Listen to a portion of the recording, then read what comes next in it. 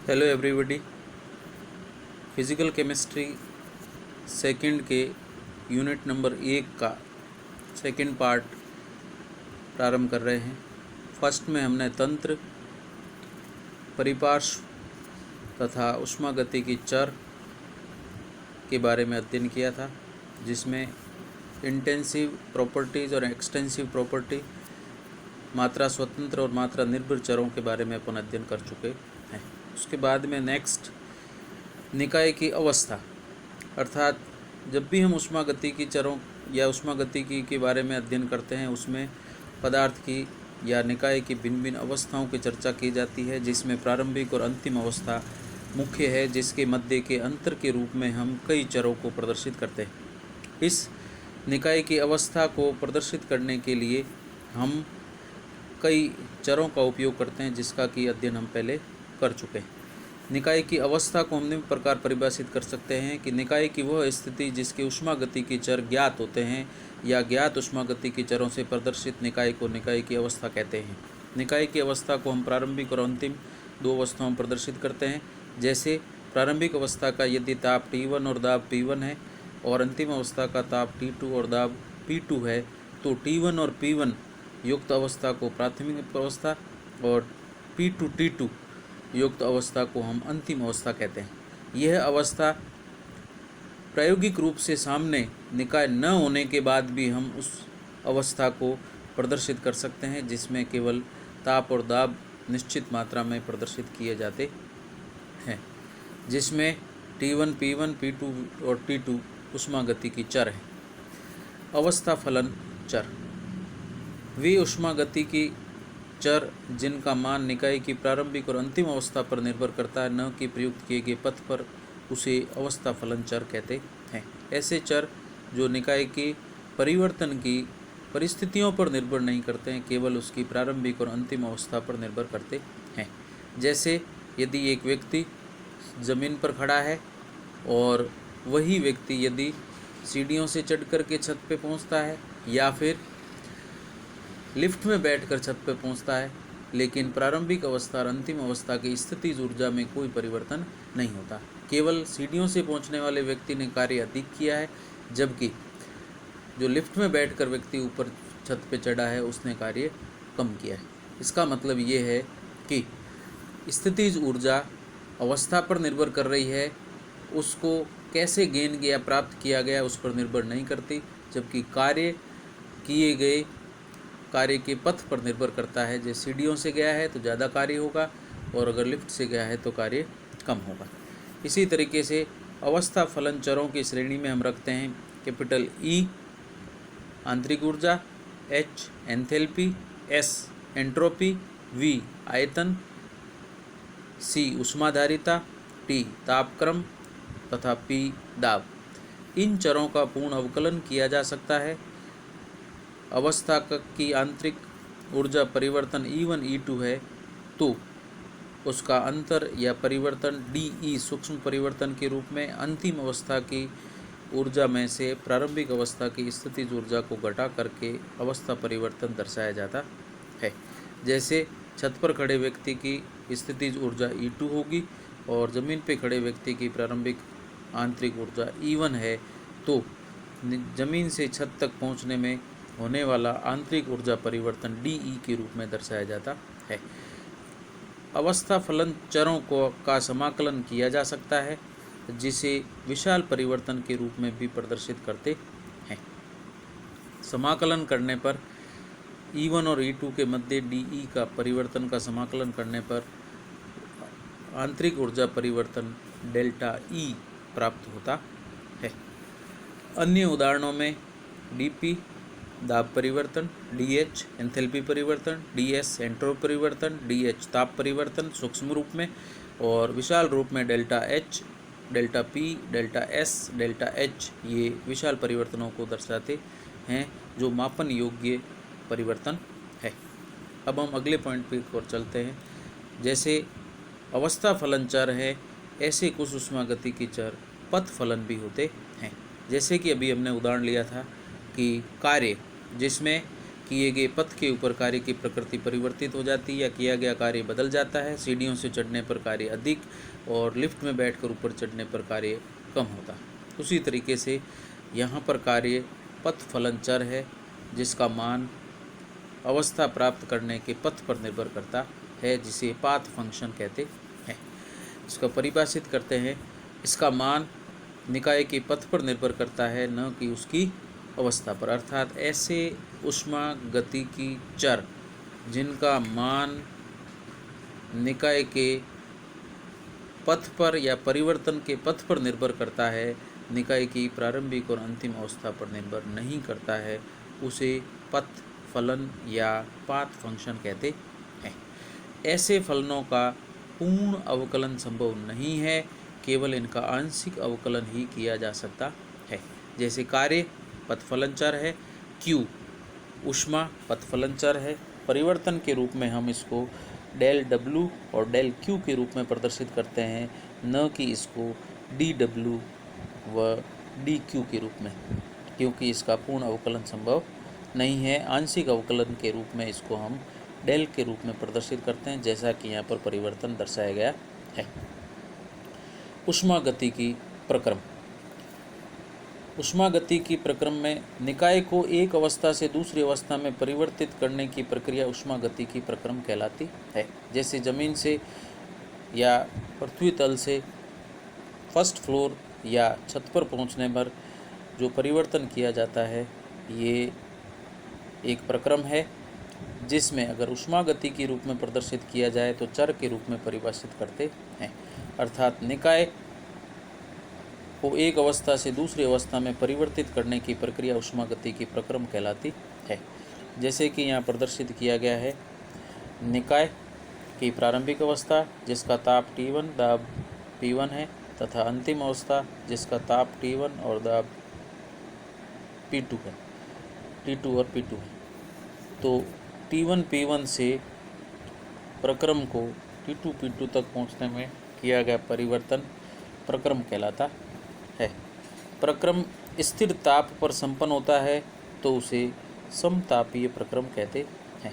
अर्थात प्रक्रम में ऊष्मागतिकी चर की प्रकृति के अनुसार हम ऊष्मागतिकी प्रक्रमों को कई भागों में विभाजित करते हैं।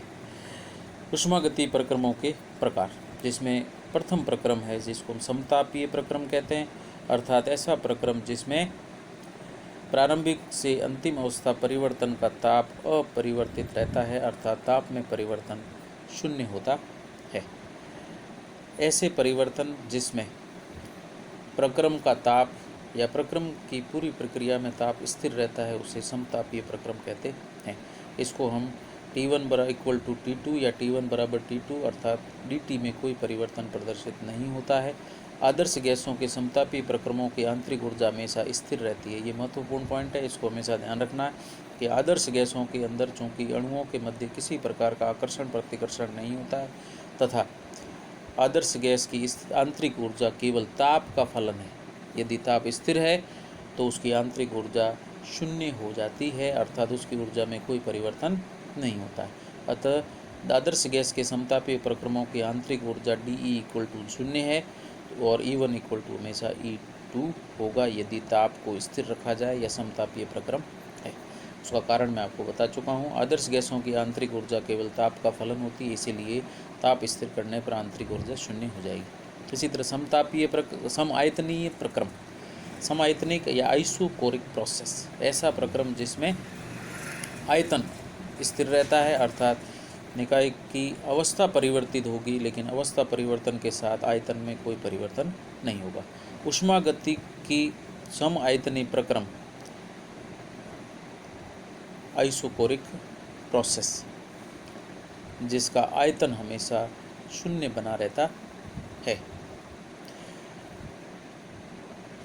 ऊष्मागतिकी समतापीय प्रक्रमों का दाब आयतन कार्य हमेशा शून्य होता है, क्योंकि ऊष्मागतिकीय प्रक्रमों में किया गया कार्य P.dV होता है। यदि आयतन में परिवर्तन शून्य है तो किया गया कार्य भी शून्य होगा, जहाँ प्रसार कार्य भी शून्य और संकुचन कार्य भी हम शून्य के रूप में प्रदर्शित करते हैं, क्योंकि आयतन स्थिर बना रहता है। अर्थात ऊष्मागतिकी दाब आयतन वक्त कार्य दाब आयतन कार्य हमेशा शून्य रहता है। तीसरा प्रक्रम है समदाबी प्रक्रम, आइसोबेरिक प्रोसेस, आइसोथियस्टिक प्रोसेस, DP0। वे प्रक्रम जिनका दाब अपरिवर्तित रहता है ऊष्मागतिकी में सामान्यतः स्थिर दाब पर संपन्न किए जाते हैं, अतः किया गया कार्य WPdV के रूप में दर्शाया जाता है। प्रकृति में संपन्न होने वाले सभी प्रक्रम अनुत्क्रमणीय व समदाबी प्रकृति के होते हैं, क्योंकि उन पर लगने वाला वायुमंडलीय दाब हमेशा स्थिर बना रहता है। चौथा है ऋतुष्म प्रक्रम। वे ऊष्मागतिकी प्रक्रम जिसकी ऊष्मा हमेशा स्थिर बनी रहती है उन्हें रुद्धूष्म या एडियाबेटिक प्रक्रम कहते हैं। ऐसे प्रक्रम या निकाय व परिपार्श्व के मध्य ऊष्मा का आदान प्रदान नहीं होता है। निकाय की आंतरिक ऊर्जा हमेशा स्थिर बनी रहती है या आंतरिक ऊष्मा स्थिर बनी रहती है, जिसको हम डेल Q शून्य के रूप में दर्शाते हैं। यह डेल इसलिए लिखा गया है क्योंकि ये पथफलन चर है। वास्तविक रूप से आदर्श रुद्धोष्म प्रक्रम संभव नहीं होता है, जो कि हम पहले पढ़ चुके हैं। सभी रुद्धोष्म प्रक्रमों की एंथैल्पी अपरिवर्तित रहती है, अतः इन्हें सम एंथैल्पिक प्रक्रम भी कहते हैं। महत्वपूर्ण पॉइंट है, रुद्धोष्म प्रक्रम सम एंथैल्पिक प्रकृति के होते हैं, अर्थात डेल Q 0 है तो DH भी हमेशा 0 होगा। ये ऊष्मागतिकी के प्रथम नियम में हम आगे सिद्ध भी करेंगे। पांचवा प्रक्रम है चक्रीय प्रक्रम। दो या दो से अधिक पदों में संपन्न होने वाले वे प्रक्रम जो प्रारंभिक अवस्था में लौट आते हैं उन्हें चक्रीय प्रक्रम कहते हैं। अर्थात कई पदों से होते हुए यदि प्रक्रम अपनी मूल अवस्था में लौट आता है तो उसे चक्रीय प्रक्रम कहा जाता है।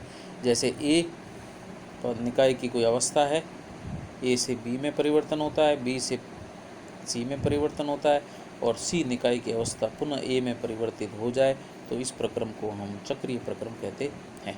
चक्रीय प्रक्रमों की कुल आंतरिक ऊर्जा परिवर्तन हमेशा शून्य रहती है।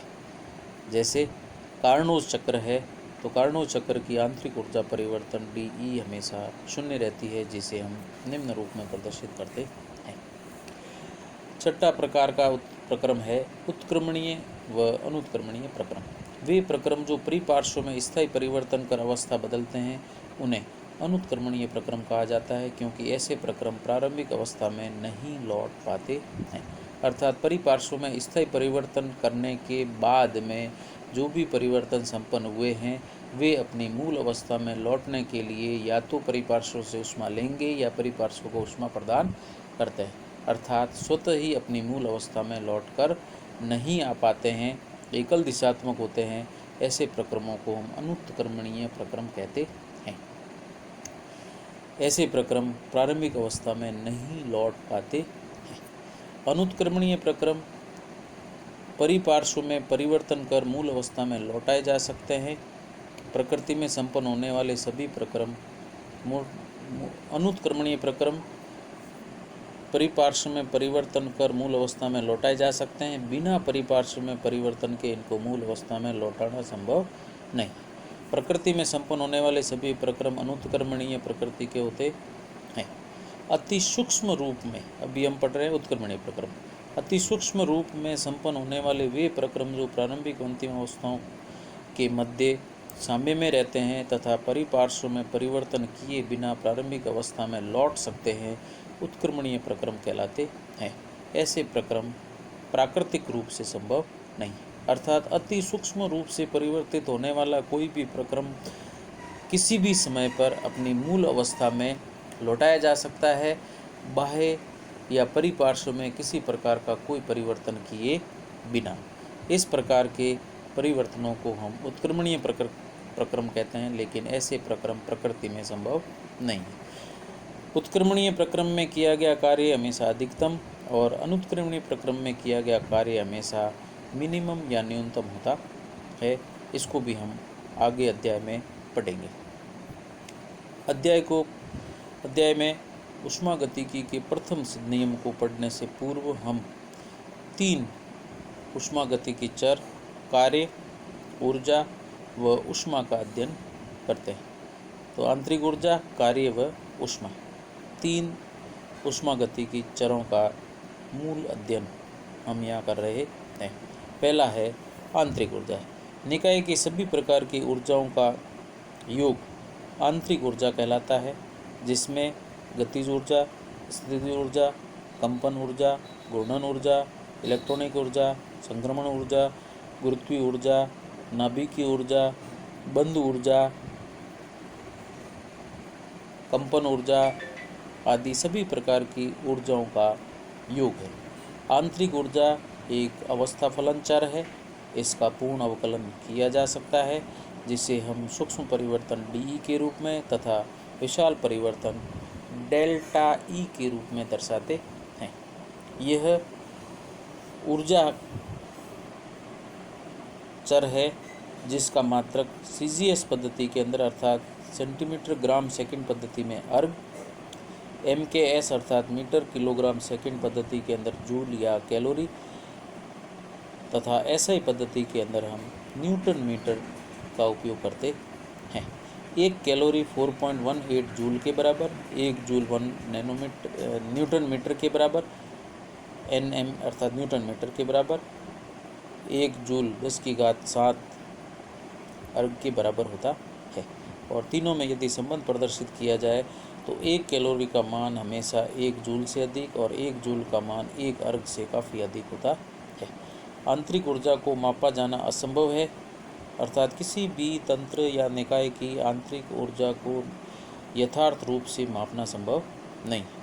इसलिए इसके आंतरिक ऊर्जा में परिवर्तन के रूप में ही इसको प्रदर्शित किया जा सकता है या किया जाता है, जिसको हम डेल्टा ई या DE के रूप में दर्शाते हैं। आंतरिक ऊर्जा में परिवर्तन मापे जा सकने वाले ऊष्मागतिकी चर में परिवर्तन के आधार पर प्रदर्शित किया जाता है, जिसमें ये माना जाता है कि शेष सभी आंतरिक ऊर्जाएं स्थिर है। जैसे प्रारंभिक अवस्था में आंतरिक ऊर्जा E1 और अंतिम अवस्था की आंतरिक ऊर्जा E2। और ऊष्मागतिकी चर में E1 और E2 परिवर्तन को नापने के लिए हम T1 और T2 का उपयोग करते हैं, क्योंकि आंतरिक ऊर्जा ताप का फलन है। आंतरिक ऊर्जा परिवर्तन अंतिम अवस्था की आंतरिक ऊर्जा E2 तथा प्रारंभिक अवस्था की आंतरिक ऊर्जा E1 के अंतर के बराबर होगा। जैसे कि छत पे खड़े हुए व्यक्ति की आंतरिक ऊर्जा या स्थितिज ऊर्जा E2 है तथा जमीन पे खड़े व्यक्ति की आंतरिक ऊर्जा E1 है या स्थितिज ऊर्जा E1 है, तो इन दोनों का अंतर कुल अवस्था परिवर्तन की आंतरिक ऊर्जा परिवर्तन DE के बराबर माना जाता है। सेकंड पार्ट है इसका, जिसमें हम आंतरिक ऊर्जा में परिवर्तन के चिन्ह को प्रदर्शित करते हैं। बहुत महत्वपूर्ण है। यह कार्य, ऊष्मा और आंतरिक ऊर्जा तीनों के चिन्ह समान रूप में प्रदर्शित किए जाते हैं। पहले हम ले रहे हैं आंतरिक ऊर्जा में परिवर्तन के चिन्ह, जिसमें बॉक्स बनाया गया है, ये निकाय है। और निकाय के अंदर की ओर जो तीर आ रहा है, अर्थात निकाय में आंतरिक ऊर्जा या ऊष्मा जोड़ी जा रही है, और बाहर की ओर जो तीर है, इसका मतलब उससे उस ऊर्जा निष्कासित की जाती है। अर्थात किसी भी निकाय को दी गई ऊर्जा, अर्थात निकाय में कोई भी चीज़ जोड़ी जाए तो धनात्मक और निकाय से निष्कासित की जाए तो ऋणात्मक रूप में प्रदर्शित की जाती है। अर्थात निकाय को दी गई ऊर्जा धनात्मक और निष्कासित ऊर्जा ऋणात्मक होती है। इसको हम इस रूप में प्रदर्शित कर सकते हैं। आंतरिक ऊर्जा परिवर्तन के रूप में E2 - E1 धनात्मक रूप में प्रदर्शित किया जाए तो इसको हम अवशोषी प्रक्रम या अवशोषण प्रक्रम कहते हैं। अर्थात निकाय की आंतरिक ऊर्जा में वृद्धि होती है, अर्थात E2 > E1।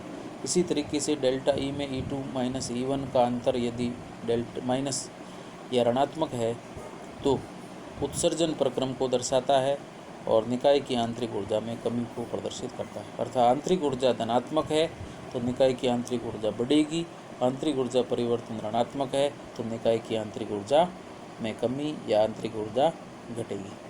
आज हम केवल आंतरिक ऊर्जा के मात्रक, परिभाषा और उसकी प्रकृति तथा परिवर्तन और उसके चिन्ह पढ़ रहे हैं, और कल हम ऊष्मा कार्य और ऊष्मागतिकी के प्रथम नियम का अध्ययन करेंगे।